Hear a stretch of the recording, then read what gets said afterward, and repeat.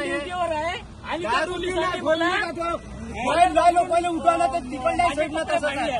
दारू पिऊन येतो ड्युटीवर, दारू पिऊन ड्युटी करते, खोकणीचे झोपलेल्या माणसाला उठवते, म्हातारे माणसाला लाता मारले आपल्या.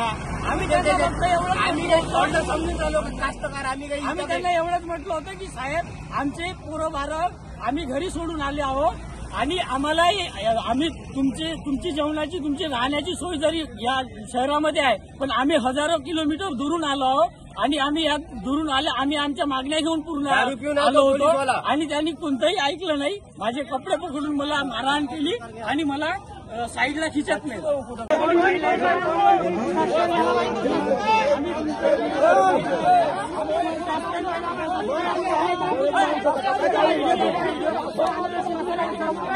मारून कर राहिले